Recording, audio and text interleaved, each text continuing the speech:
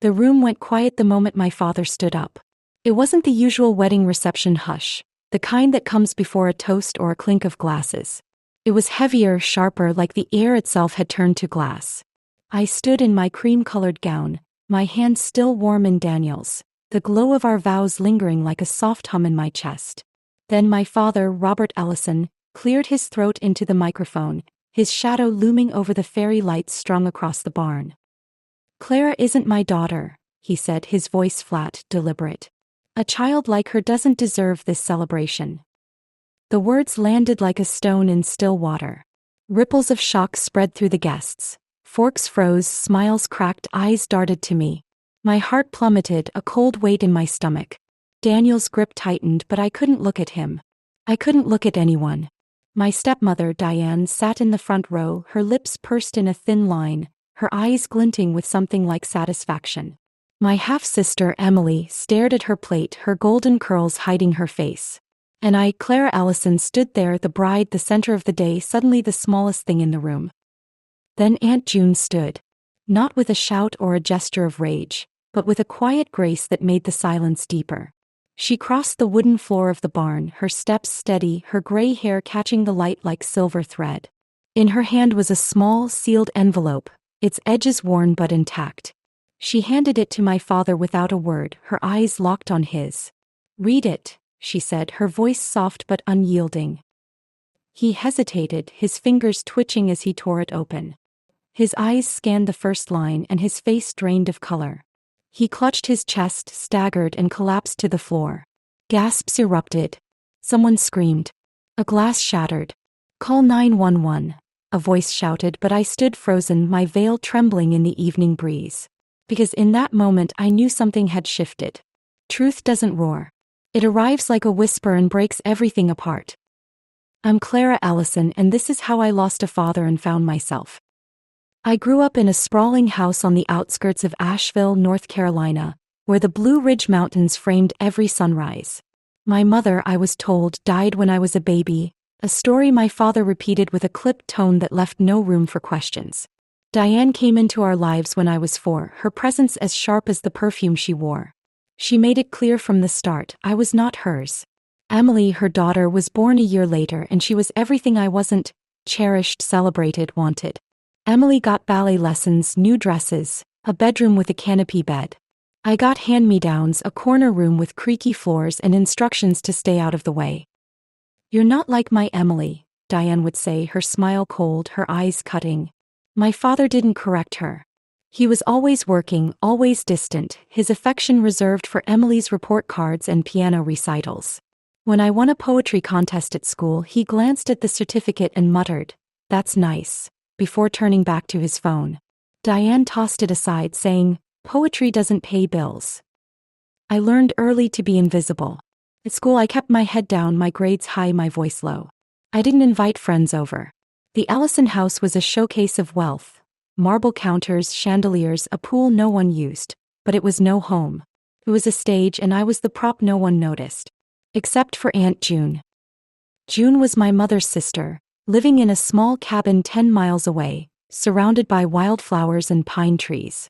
Her home smelled of cedar and fresh bread, its walls lined with books and faded photographs. I'd bike there after school, escaping Diane's icy glares and Emily's endless chatter about her perfect life. June never asked me to be anything but myself. She'd pour me chamomile tea, set a plate of cookies on the table, and ask, "What's the story in your head today, Clara?" In her backyard was a garden, not grand but alive. Roses, honeysuckle, a patch of sunflowers that followed the light. We called it the hidden garden, a tangle of green where I could sit on a wooden bench and write. Stories about girls who sailed across stars, who spoke to rivers, who burned down walls that held them. June would read them, her eyes crinkling. "Keep writing," she'd say. "Your words are your roots." I never told her about the word my father used when he thought I couldn't hear. Bastard. I was 9 when I first heard it, spat during an argument with Diane. I didn't know what it meant, but I felt its weight like a stone lodged in my chest.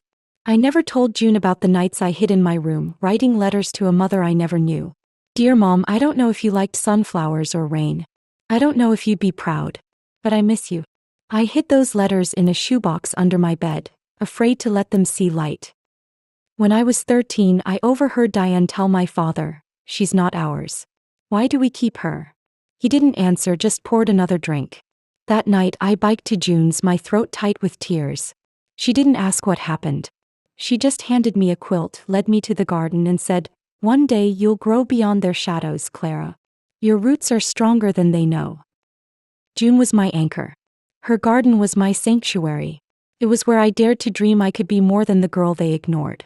Where I began to believe I could belong to myself. I met Daniel at a community art fair, his hands smudged with clay from a pottery wheel. He laughed when I tripped over a tent pole, then offered me a lopsided mug he'd made. "It's not perfect," he said, "but it holds what matters." We talked until the fair closed, about art, about mountains, about the way some silences feel like home. He didn't ask about my family and I didn't tell. But he stayed, and over time I stopped feeling like I had to earn his love. When he proposed under the sunflowers in June's garden, I said yes, tears mixing with laughter. We planned a small wedding, a barn venue, wildflowers, close friends. June would walk me down the aisle. I sent invitations to my father and Diane out of duty, not hope. I didn't expect them to come. I didn't expect them to ruin it. The wedding day was soft and golden, the barn glowing with string lights. June helped me into my dress, her hands steady as she whispered, "You're your mother's daughter today." The ceremony was perfect. Vows, rings, a kiss under a sky dappled with clouds. Then my father stood and everything broke. As the EMTs wheeled him away, I stood still, the envelope's mystery burning in my mind. June pressed a second envelope into my hand, her eyes steady. "This is yours," she said. "When you're ready." The story's getting more and more interesting, isn't it? Don't miss out on what happens next. Hit that subscribe button right now and turn on notifications. Let's see what other challenges await our hero. The envelope in my hand felt like it held the weight of my entire life. June's words, "This is yours. When you're ready," echoed in my head as the barn's chaos faded behind me. The ambulance lights flashed red and blue through the windows, painting the wooden walls with urgency. Guests whispered, their eyes darting between me and the spot where my father had collapsed. Diane's wail cut through the air as she followed the stretcher, her heels clicking like accusations. Emily, my half-sister, lingered near the back, her face pale, her hands twisting the hem of her dress. Daniel stood beside me, his hand steady on my elbow, but I couldn't meet his eyes. Not yet. I was still trying to understand what had just happened. I slipped the envelope into my purse, its edges pressing against my fingers like a promise, or a warning. June guided me to a corner of the barn, away from the murmurs and stares. "You don't have to decide anything tonight," she said, her voice low, her gray eyes steady. "But you need to know this. Whatever's in there, it's your truth, not his." I nodded, my throat too tight to speak. My phone buzzed in my purse. Text from Diane's assistant, probably, or Emily, demanding I fix this, stay quiet, disappear again. I didn't check. I couldn't. The air felt too thick, the fairy lights too bright, the weight of my father's words, "Clara isn't my daughter," still crushing my chest. But June's presence, solid and unwavering, kept me from breaking apart. "Let's get you out of here," Daniel whispered, his voice soft but firm. I let him lead me outside, June following close behind. The North Carolina night was cool, the mountains a dark silhouette against the stars. My dress dragged through the grass, the hem catching on pebbles, but I didn't care. I needed air, space, anything to drown out the echo of my father's voice. We drove to June's cabin in silence, the envelope burning a hole in my purse.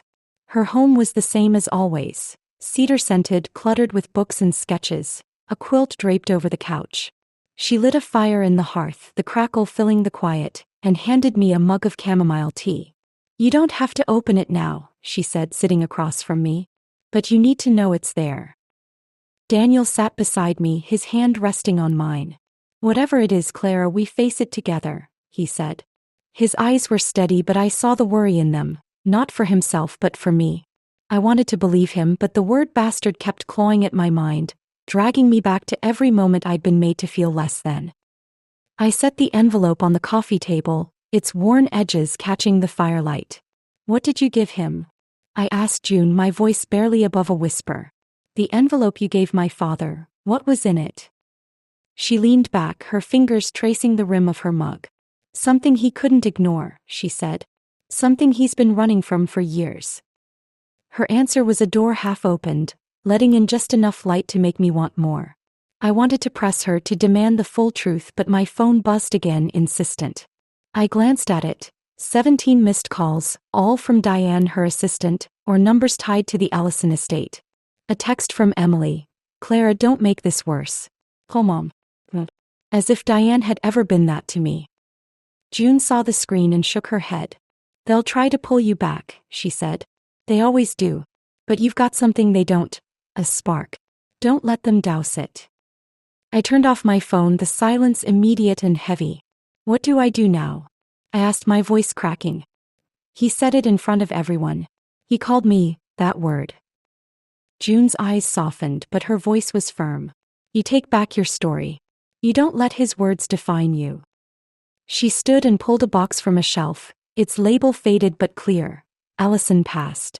Inside were papers, photographs, and a small USB drive wrapped in a rubber band. Your father's built his life on control, she said, setting the box between us. But control leaves tracks. I've been keeping them for years. I reached for a photograph. A woman with my eyes, my cheekbones, laughing in a field of sunflowers. My mother. My heart stuttered. What did he do to her? I asked. June's jaw tightened. He didn't love her. He owned her. When she got pregnant with you, by someone she loved, not him, he made her life hell. She didn't die in an accident, Clara. She died because she couldn't keep fighting. The words hit like a slap, sharper than my father's at the wedding. My mother hadn't just died, she'd been broken. I stared at the photograph, my fingers trembling. Why didn't you tell me? Because you weren't ready, June said. But you are now. The USB drive glinted in the firelight, promising answers I wasn't sure I could handle. What's on it? I asked. Proof, she said simply. But you need to decide what you're fighting for first. Her words hung in the air, a challenge and a lifeline. I didn't know what I was fighting for. Truth, freedom, a name that wasn't tainted by his cruelty? All I knew was the envelope, the photograph, and the ache in my chest that had been there since I was a child. I wanted to open the envelope to read whatever truth my mother had left me, but my hands wouldn't move. Not yet. The next morning, June spread the box's contents across her kitchen table. Letters, bank statements, a legal document dated the year I was born. Your father's been hiding assets, she said, pointing to a transfer of a mountain property to an offshore trust. He's been buying silence too. Employees, family, friends, even your mother's doctor. I stared at the papers, my pulse racing. The wedding wasn't just about me, it was part of his pattern, a public show to keep me small. But why? What was he so afraid of? The USB drive sat untouched, its secrets locked away. I wrote in my journal instead, detailing the wedding, Diane's smirk, Emily's silence, the envelope I hadn't opened. Each word felt like a step toward something solid, something mine. My phone buzzed again, a voicemail from Diane. Clara, this is a misunderstanding. Come to the house tomorrow. We'll sort it out. Her voice was polished, controlled, but I heard the threat beneath it. I showed June, expecting her to tell me to ignore it. Instead she said, go. See what they're offering. It'll show you who they are. The meeting was set for a law office in downtown Asheville, a sterile room with glass walls and leather chairs. I arrived early, my journal and the unopened envelope in my bag. Emily walked in first, her eyes avoiding mine, her hands fidgeting with her purse. Then Diane, her posture rigid, her assistant trailing with a folder. Clara, she said, her voice like ice. You've caused a scene. You humiliated me, I said, my voice steady despite the knot in my stomach. He called me a bastard in front of my wedding. Diane's lips twitched. He was upset. You know how he gets. Sign this and we'll make it right. Her assistant slid the folder across the table. A non-disclosure agreement, a check for $50,000. And if I don't? I asked. Her eyes narrowed. You'll lose everything. Your job, your reputation, your place in this family. I leaned forward, my voice low. I never had a place in your family. Emily finally spoke, her voice soft. Clara, don't do this. We can fix it. I turned to her, the sister who'd never defended me. You watched him say it. You didn't move. She looked down, silent again.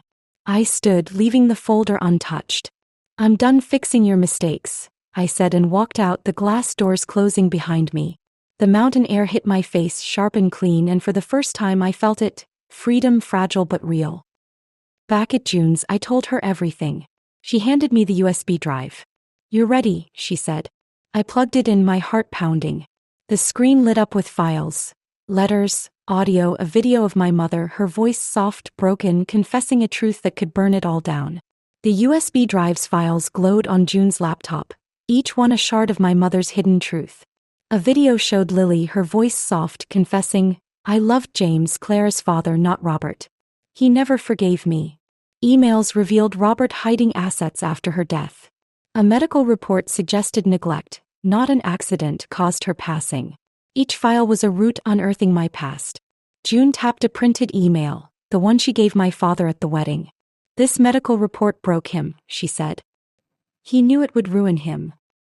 I opened the envelope, my mother's letter trembling in my hands. Claire, my light. You were born from love, not shame. I was too weak to fight, but you're stronger. You're mine always. Love, Mom. Tears fell, not from pain but from relief. I was wanted. We can end this, June said. Your story, these files, it's enough. Doubt lingered. Robert was Asheville's untouchable, real estate charity's power. Could I challenge him? And Emily, silent at my wedding. Where did she stand? The Allison Foundation Gala was tomorrow, Robert's stage for his legacy. It was the perfect moment to strike. June contacted Sarah Wells, a journalist with a knack for truth. We met in a coffee shop, rain tapping the windows. Sarah read my letter, watched the video, scanned the files. This is explosive, she said. But Robert's got lawyers, connections. You sure?